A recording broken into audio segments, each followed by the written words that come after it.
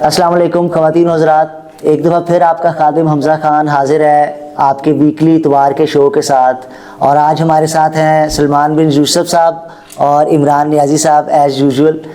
और नाज़रीन, music frequencies का ग्रुपिंग का नाम होता है और कुछ फ्रीक्वेंसीज़ इंसान के दिमाग के ऊपर पॉजिटिव असरात करती हैं और कुछ फ्रीक्वेंसीज़ नेगेटिव असरात करती हैं।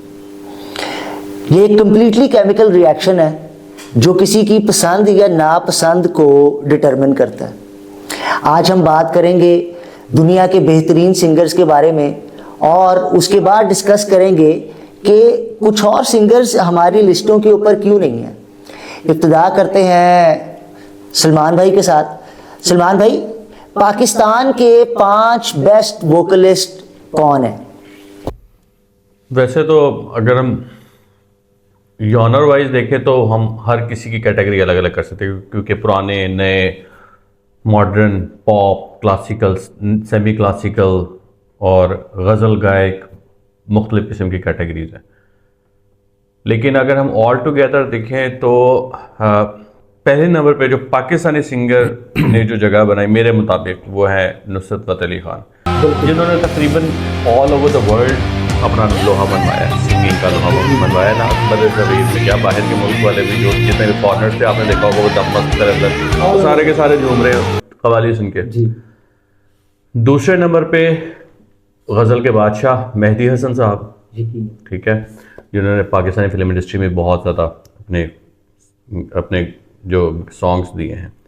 फिर नेवरदलेस हमारी नूर जहान, जिनको इंडियन जो लेजेंडरी सिंगर हैं लता मंगेशकर, वो भी अपना उस्ताद मानती थी, विदाउट अ डाउट मलका तरन्नुम नूर जहां।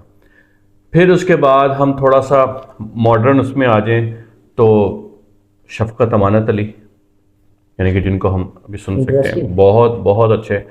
और उसके बाद उन्हीं की बाक़ियात, फ़तेह अली ख़ान की बाक़ियात, राहत फ़तेह अली ख़ान। हाँ, तकरीबन मेरे हिसाब से ये 5 लोग हैं जो इस लिस्ट के ऊपर टॉप 5 में काउंट हो सकते हैं।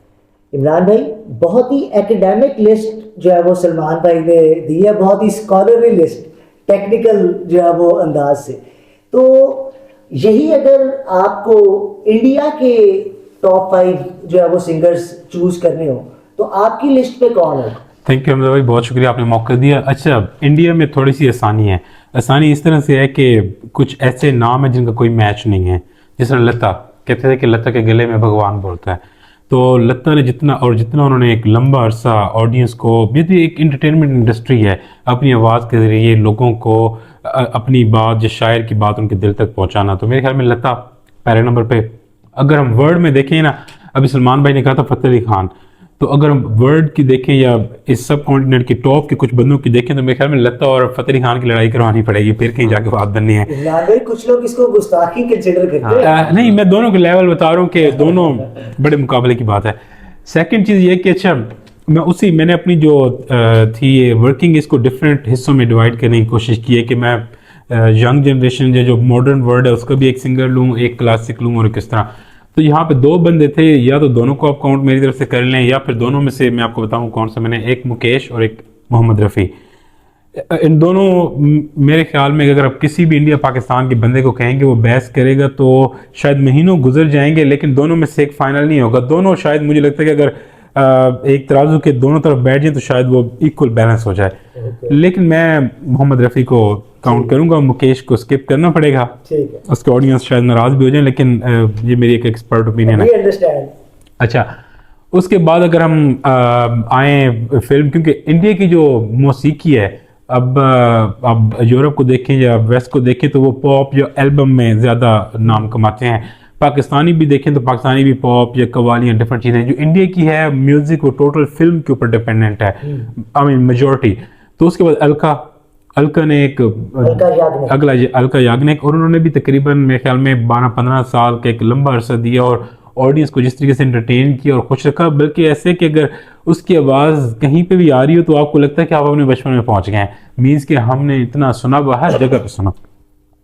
और हम अगर उसके बाद नेक्स्ट देखें मॉडर्न वर्ल्ड के अंदर अगर आए तो सोनू निगम ने जब स्टार्ट में पहले मैं 1998 में उनका एक गाना तू नाम से काफ़ी फेमस हुआ था, तो तब कहते थे एक नया बंदा आया है। जब शान होता था शदा को, तो शान भी बड़ा तन्हा दिल तन्हा सफ़र और ये सारा कुछ, तो उस टाइम तो इंडस्ट्री के ऊपर पॉप के अंदर ये एल्बम मेकिंग के अंदर शान ही था। तो जब ये आया तो लोगों ने कहा कि ठीक है 2-4 दिन बच्चा पढ़ाएगा निकल जाएगा, लेकिन फिर उसके गाने बावरी देख लें या कोई भी देख लें, मेरे ख्याल में अगर सोनू निगम के गानों के नाम लूँ तो शायद लोग पुरानों को या इंडियन या पाकिस्तानी वेस्ट के उनको भूल जाएंगे सिंगर्स को और सोनू निगम को सुनना शुरू कर देंगे। सोनू निगम और जो 5वां बंदा है उसके बारे में अभी भी मैं, क्योंकि एक काफ़ी आप ये समझें कि इसके ऊपर भी रिसर्च करनी पड़ती है, हमें नंबर ऑफ फैंस देखने पड़ते हैं, उनके टोटल गानों के नंबर, बहुत कुछ देखना पड़ता है। तो मेरे ख्याल में मैं गज़ल की तरफ आऊँगा, और गज़ल आप लोगों ने सुनी होगी, कोई फरियाद तेरे दिल में और इस तरह की मेरे ख्याल में अगर हम कहें कि दर्जनों टॉप की गज़ल जगजीत सिंह ने दी, तो मेरे ख्याल में ये कहना गलत नहीं होगा। तो वो भी इसी कैटेगरी के अंदर ही आते हैं। इसके अलावा भी बहुत सारे आते हैं, लेकिन मैं उनको फिर बाद में डिस्क्राइब करूंगा कि किन चीज़ों की वजह से मैंने इनको टॉप 5 में रखा और उनको नहीं रखा। ठीक है नाजरीन, आपने ईस्टर्न हेमिस्फीयर के जो है वो सिंगर्स के बारे में हमारे मेहमानों से सुना। वेस्ट का जो है वो अगर शोबिज़ की दुनिया में ईस्ट के साथ किसी चीज़ में कड़ा मुकाबला रहा है तो वो हमेशा म्यूज़िक की इंडस्ट्री में ही रहा है, और इस बात को डिनाई नहीं किया जा सकता कि ईस्ट में जो टैलेंट है वो समटाइम्स वेस्ट को बीट कर देता है। मगर वोकल्स में हमारे पास वेस्ट के बहुत बड़े बड़े नाम हैं, और मेरी लिस्ट के ऊपर पहला नाम है फ्रैंक सिनाट्रा का, जिन्होंने जो है वो 50s के अंदर वोकल्स की एक ऐसी माइलस्टोन जो है वो रखा है जिसको बहुत ही मुश्किल है कि दुनिया में कभी बीट किया जाए। और फ्रैंक सिनाट्रा के बाद हमारे पास king of pop Elvis Presley साहब हैं, जो कि जो है वो शायद मेरी उम्र के या मेरे से बड़ी उम्र के अफराद को उनका म्यूज़िक याद हो, और बहुत ही बेहतरीन जो है वो वोकलिस्ट रहे हैं।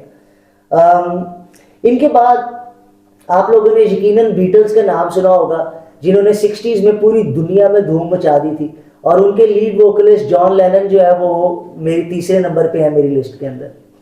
चौथे नंबर के ऊपर हमारे पास गन्स एंड रोजेस के लीड सिंगर डेविड गिलमोर है। अब डेविड गिलमोर इन बाकी तीनों सिंगर्स से डिफरेंट है, क्योंकि उन्होंने एक यूनिक जॉनरा के गाने गाए हैं जिसको क्लासिक रॉक कहते हैं, और उनका टेक्निकली मुकाबला दूसरे क्लासिक रॉक के वोकलिस्ट से ही बनता है, मगर मेरे ओपिनियन के अंदर बहुत ही हाई लेवल सिंगर है। और आखिर में हमारी लिस्ट के ऊपर क्वीन बैंड के फ्रेडी मर्करी हैं। अब ये भी एक यूनिक चॉइस है, और ऑडियंस जो है वो हो सकता है इस पे मेरे से एग्री ना करें, मगर मुझे पर्सनली फ्रेडी मर्करी जो है वो बहुत हाई लेवल वोकलिस्ट लगते हैं। इंशाल्लाह नाज़रीन, यहाँ पे अपने शो का इख्तिताम करते हैं। उम्मीद है आज की कन्वर्सेशन आपको पसंद आई होगी। प्लीज़ जो है वो हम चाहते हैं कि आज जो है वो आप अपने कमेंट्स के अंदर हमारी चॉइसेस को क्रिटिसाइज करें, और जो टॉप जो कमेंट्स होंगे उनके ऊपर जो है वो हम पर्सनलाइज जो है वो रिस्पॉन्सेस भी देंगे। Please like share and subscribe. अस्सलाम वालेकुम।